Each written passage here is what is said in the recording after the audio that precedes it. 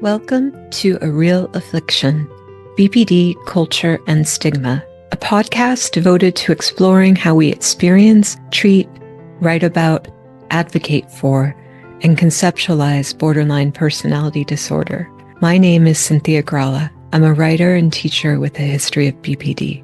In this, the podcast's first interview, and in honor of BPD Awareness Month, I'm thrilled to share a talk with Baylie McKnight, co-founder of the BPD Society of British Columbia. But first, because this is only the second episode of the podcast, I want to go over the diagnostic criteria for BPD.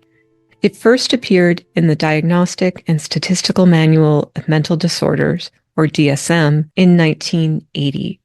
The fifth and latest edition of the DSM lists 9 criteria for BPD, requiring a patient to match 5 to qualify for the diagnosis. 1. Frantic efforts to avoid real or imagined abandonment. 2. A pattern of unstable and intense interpersonal relationships characterized by alternating between extremes of idealization and devaluation.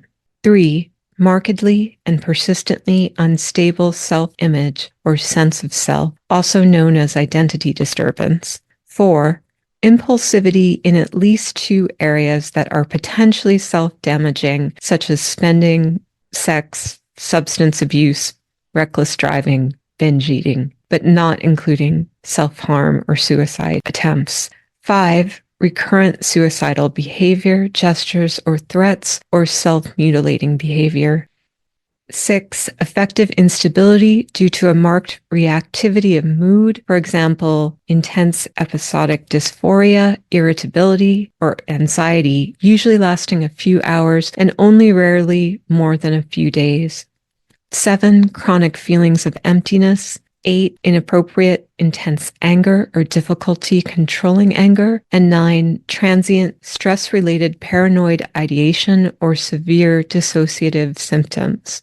Not everyone with BPD experiences all of these symptoms, and they can vary widely in the degree to which they manifest. But BPD is a serious disorder. As I explained in the first episode of A Real Affliction, in which I talked about my personal experiences with it, BPD can make people want to die, but it is also highly treatable through evidence-based methods like dialectical behavior therapy, DBT, and schema therapy.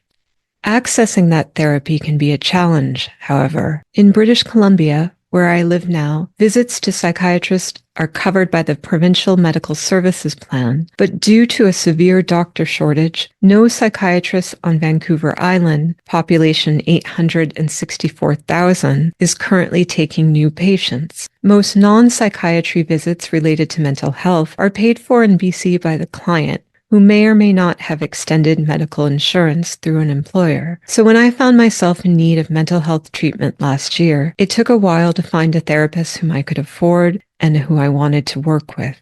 In that interval, I was so grateful to be able to turn to the BPD Society of BC for online peer support groups. No matter where they live, BPD patients often need what I'll call interstitial support. Dialectical behavior therapy, the most common treatment for it, can take a while to work. It involves reprogramming established thought and behavioral patterns, which doesn't happen overnight. In that vulnerable interval, when we're reaching our arms out for healing, we need someone to clasp both hands. Nonprofits like the BPD Society of BC fulfill that role, and others. The BPD Society of BC offers in-person and online peer support groups, online DBT courses, advice for those wanting to set up in-person peer support groups in their area, and so much more. When I talked with Baylie, I was blown away by what she and her team have accomplished in the past 12 years. What a hopeful thing to realize that a group of determined people can dramatically expand access to treatment and other resources for people with BPD.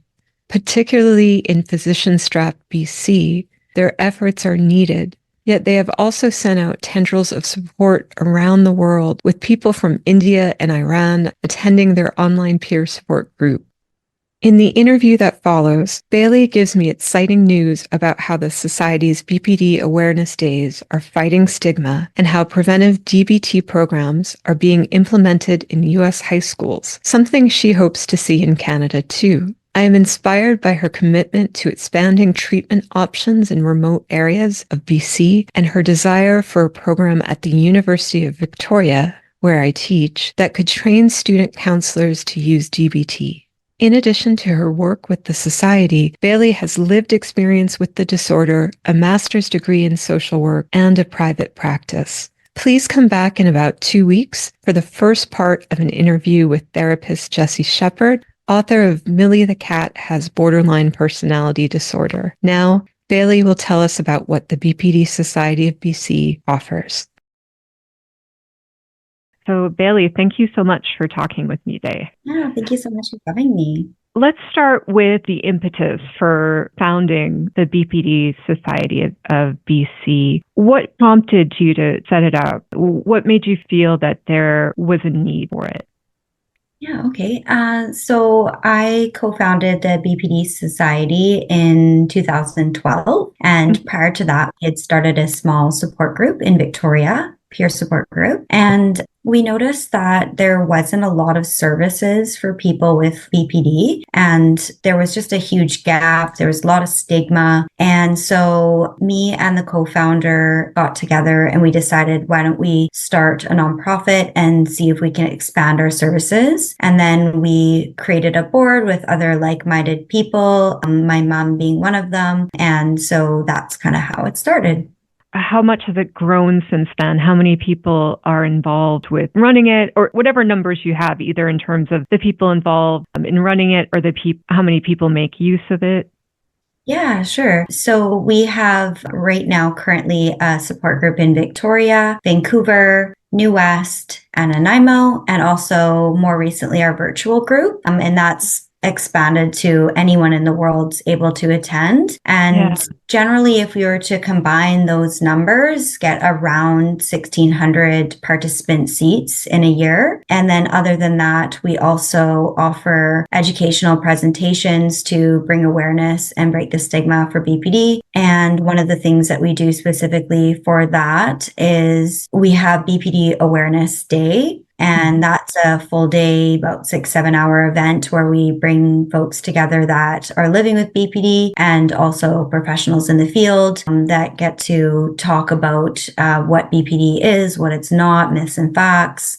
And even more recently to that, we've also started our affordable virtual DBT or dialectal behavioral therapy or skills group. So we run that twice a year. And that has so far shown a lot of success. And so we hope to continue doing that, including to adolescents. That's one of the hopes.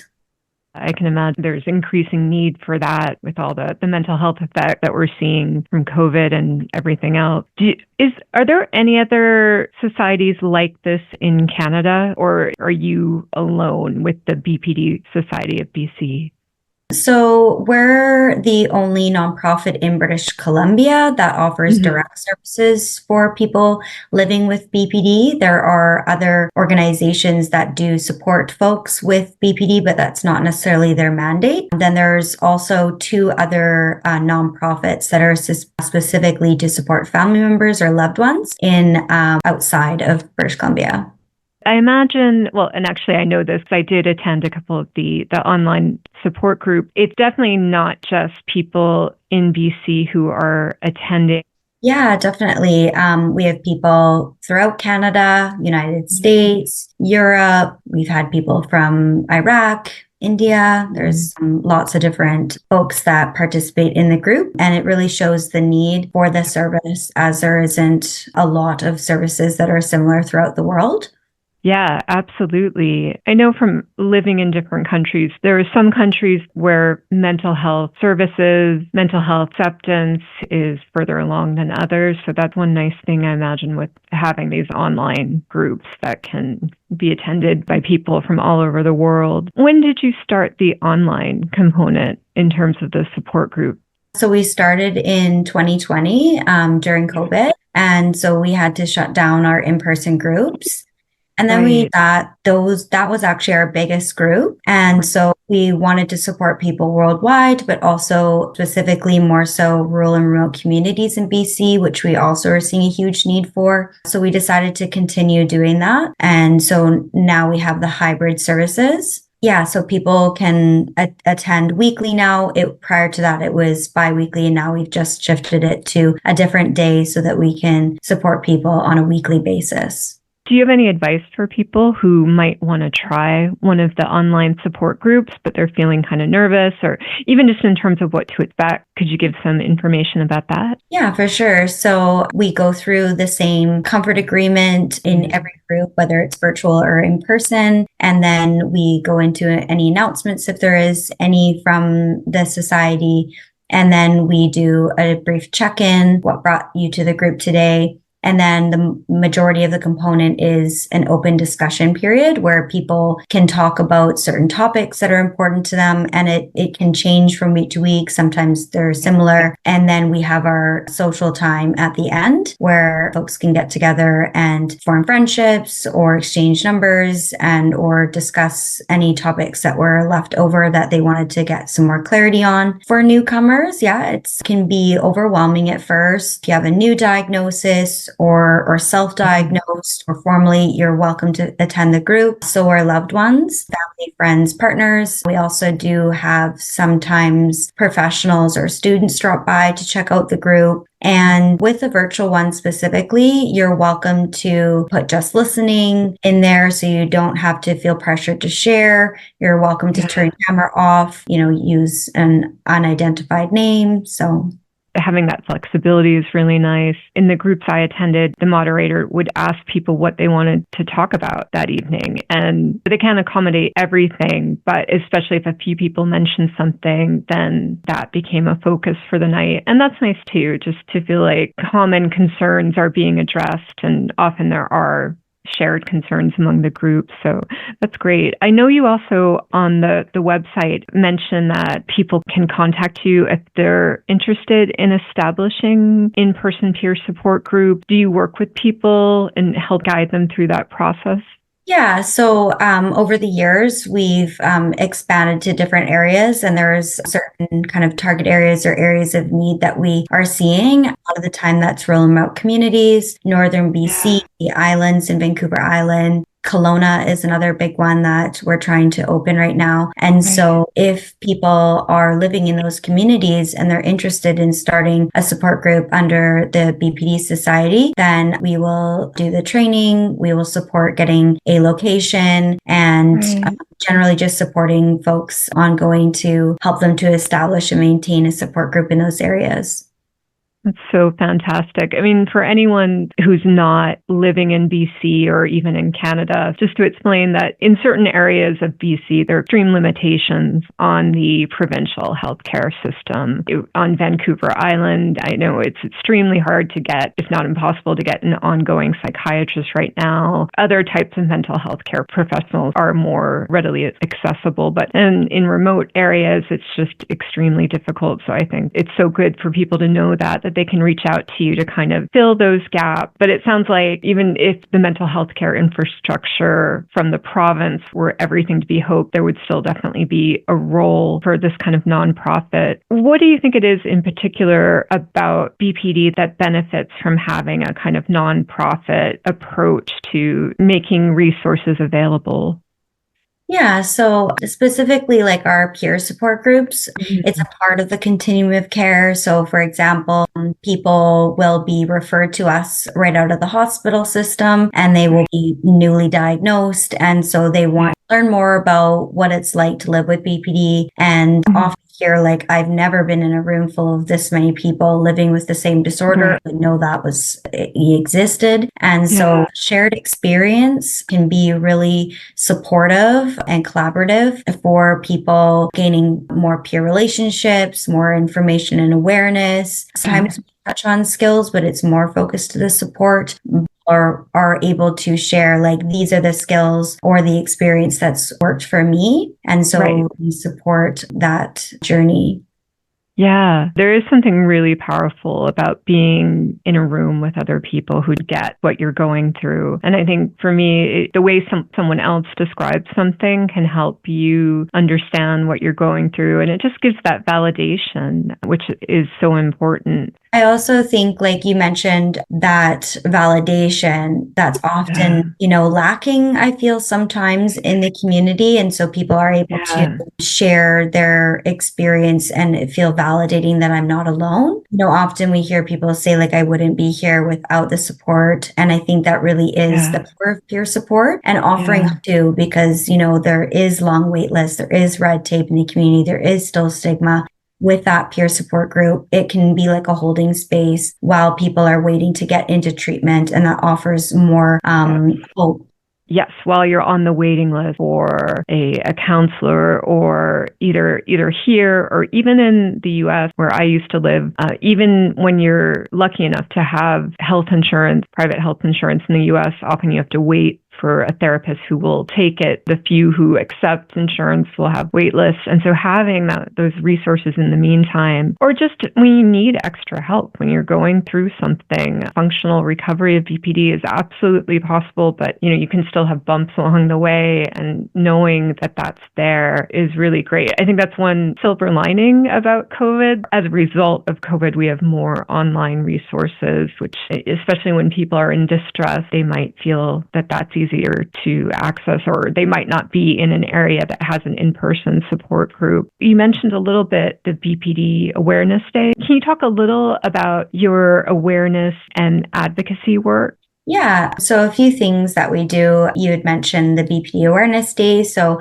we've been doing that. I think this will be our 6th annual this year, where we bring people together on basically a panel, but they do it separately. So there's about 30-minute segments throughout the 7-hour day where people can share their story of lived experience or their experience being a professional. And the focus really is on bringing that awareness around what BPD really is and isn't, those myths and facts, breaking stigma. Also, and that's in May for BPD Awareness Month. And then generally, anyone's welcome to contact us to do a complimentary awareness presentation. So it's an hour presentation with one of our volunteers, and you can choose from having like a kind of a BPD 101, a rundown of what it is, what's not, the statistics and research, and then how to support someone living with BPD. And we do touch on stigma and the voices of BPD. And then there's also the opportunity to have a panel or one or two presenters that talk about their lived experience of having BPD, or we can combine the two. So we generally do that for other nonprofits, businesses, health authorities. Yeah. So we've been doing that for as long as we've been in existence. And generally also we do support people with system navigation. So if there's anyone is curious about a service, or they need to be referred somewhere, or there's a gap there, and we will do best to support people in how to navigate that, because it can be really challenging. And we do have a wealth of resources on our website that do touch on those resources. So we have a section where it talks about the different organizations that support people, like peer-approved counselors, different tools that people can read with different subheadings. Ones are for skills, and people can download those PDFs, and different books too that we've recommended, and websites. Yeah, I wanted to talk about the resource section. We do have a list of full-length books, but also a lot of articles and talking about the facts versus the myth. What are some things you wish the general population who haven't been exposed to BPD that much, what do you wish that they understood about borderline personality disorder? Yeah, so I think a big one that you touched on was the functional recovery piece, that people living with the disorder can and do get better. There's not like necessarily a cure, but there's different levels of functionality and recovery for people with the disorder. So it's not lost cause. I think also what can be important is understanding that there's a lot of labels that are put on people, or misconceptions about people living with the disorder. We often hear attention seeking, dramatic, manipulative, even dangerous. And a lot of that's been amplified in the media. And so we want to just those myths by talking about what those maybe behaviors actually mean. So for example, like attention seeking really is help seeking. People are wanting to seek out support. They're looking for resources. They may have been stuck for a long time. And so just even adjusting kind of the way people are viewing the disorders can be really helpful. Yeah, it's so important. Also, the stigma starts in education systems because the way that, especially kind of like the old school ways that psychiatrists or other mental health professionals are taught, give the person very minimal time to discuss their needs. And if you see a certain behavior, this is what that means, etc. And that it's difficult to treat. And so from the research that we know currently, that there's very successful rates of treatment when people are doing, say, for example, dialectical behavioral therapy. There is also other evidence-based therapies, schema focus, transference focus, mentalization, etc. Some are more common in different areas of the world, but there's a huge body of research that's coming out showing over the past maybe 20 years that there can be improvements with living with BPD. And not only that, same with adolescents. And that's a huge one I'd like to touch on, is I think that's still a really big stigma that people living with, the symptoms or the traits or even the diagnosis of BPD under the age of 18 is possible. And so far we haven't, seen a lot of people be able to shift that perspective.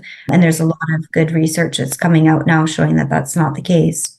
Yeah, absolutely. And one way to put it is that BPD was probably deemed difficult to treat because maybe people weren't using the right approaches, things like DBT.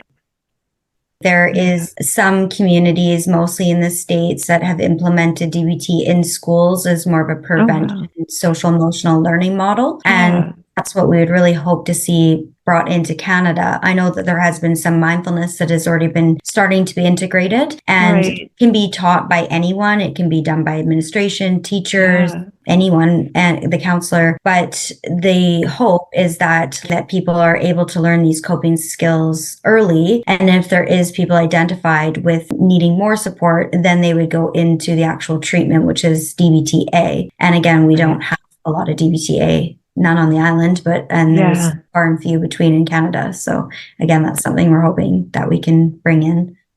Yeah, that's really heartening to hear that some schools are offering it. For anyone who doesn't know a lot about it, I just think it's the kind of thing with where one of its prongs is mindfulness, and mindfulness can help everyone, on this planet. There's also Family Connections.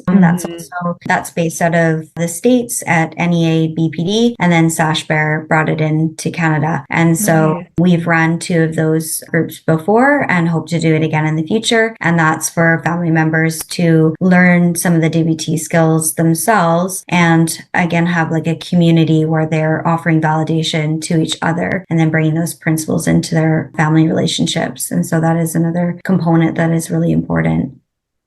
It's just such a good thing to keep in mind that is something, if people are listening to this simply because they know someone with it, that is something you can do. And any kind of work that helps you to deal with conflict, with stress, with interpersonal relationships is something everyone can benefit from.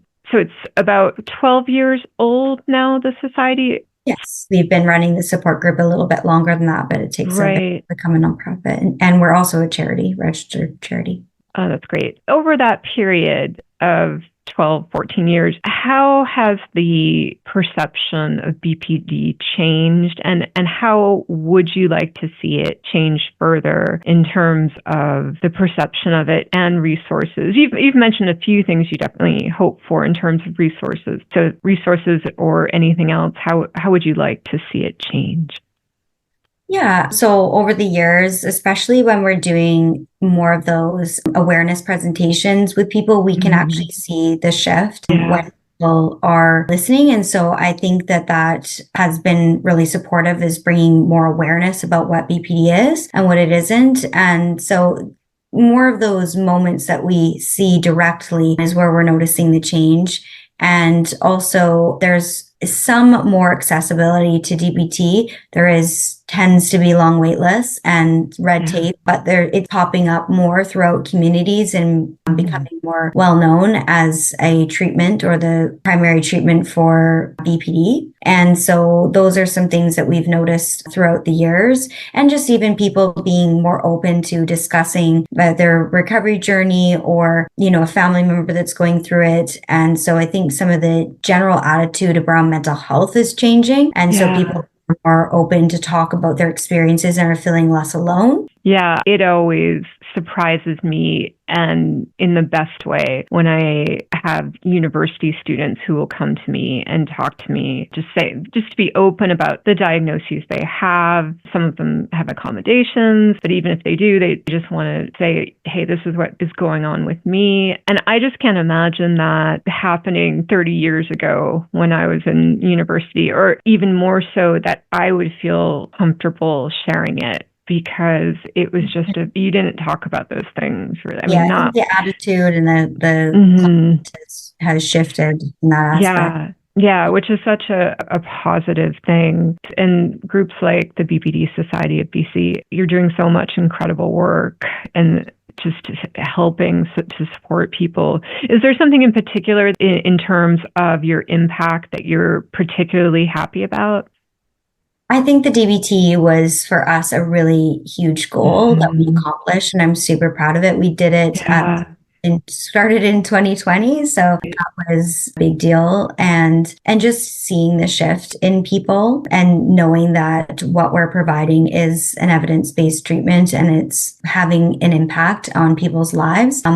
We do evaluation for all of our programs, whether that be the peer support or the DBT, and so we're able to see trends in how that shift is happening for people from the beginning or the middle or the end of the program. And we've also, I think one thing I didn't mention was that we sometimes engage in research projects also. And one of the things that we did was with 15 researchers, and we looked at the feasibility about bringing peer support into psychiatric hospitals. And so that was also helpful insight to us to know one need that was happening also in the community. That's amazing. I think that making DBT more available is a huge accomplishment. In case anyone's listening and they want to access any of the resources, are there set times that are likely to remain in terms of the online support group, or should people check the website for times and days? I don't have them all in front of me. So we have our virtual on Sunday at 4 p.m. and that's weekly. And our Victoria group is our longest running. And I'm also located in Victoria. So I know more about that one. And or have at least memorized the times. And it's Wednesday at 7 p.m. And the other ones are throughout the week, I think Tuesday and Thursdays. So the website would be the best place to go to. And the Wednesday online support group at 7 p.m. Also on the website, which I will include a link to, you can find, all so many resources in terms of recommendations for books, articles about different aspects of BPD, peer research and things that you can trust. If anyone wants to make donations, can they do that through your site, or is there some other mechanism? Yeah, thank you for asking. You're welcome to make a donation on our website, and that's through Canada Helps. And then also there's the option to e-transfer, and that is to our society email, info@bpdbc.ca. There's other ways like, PayPal, checks, or credit. There's always different options. So those are kind of like our main ones. Great. Is there anything that you want to say, any final thoughts or comments about the BPD Society of BC? I just want to be mindful that I know that in rural and remote communities, they're really struggling. And I do want for the community to know, like, we really see that and we hear that, and we're working in the background to try and make changes in those communities to bring DBT to rural and remote communities and have an accessible counselor along with the program, because that's one of the biggest needs that we've been seeing over the past couple of years, along with running our DBT program, is specifically rural and remote communities and adolescents. So those are two things that are a target for us. And that's what right now the donations would go towards. yeah, if anyone, if you can help, it's definitely a worthy cause, because there does seem to be really increasing need. I can only speak from being a university instructor in Victoria. Love to see a clinic, DBT Yes. clinic at UVic. Yep. I'm just going to put Yeah. that out there. They do it in Vancouver. It's possible here. Yeah, that's true. So yeah, is there a specific event at the University of Victoria? Oh, sometimes we do. Yeah. We go to do the suicide prevention when they are doing the campus kickoff. So we've participated in that yearly, as we do throughout the year with different awareness booths. Specifically, what I think would be really supportive to see at UVic is to have students that are being trained in DBT have a counseling clinic where they can bring clients in a more affordable rate.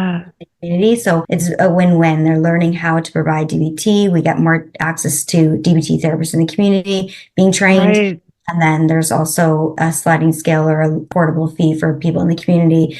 So it's another, I think it's a great idea. So just putting it out there. And I'm open to other suggestions. People have them and we haven't thought of them, or ways to enhance our likelihood of getting the results that we're hoping for. So yeah, to meet our mission. Yeah, it seems like the website, it feels quite inviting in that way, that if people want to reach out, hopefully they will, to ask questions. But as you just said, that's another thing people could share. If you feel like, hey, this is what I think we could use in this place, something that is elsewhere but not in your location, or something you're not seeing yet, it sounds like you're very open to receiving that kind of definitely. And if people have ideas on how we can raise funds, I mean, there's peer-to-peer networking where people can make their own Facebook birthday posts or idea that we just haven't thought about.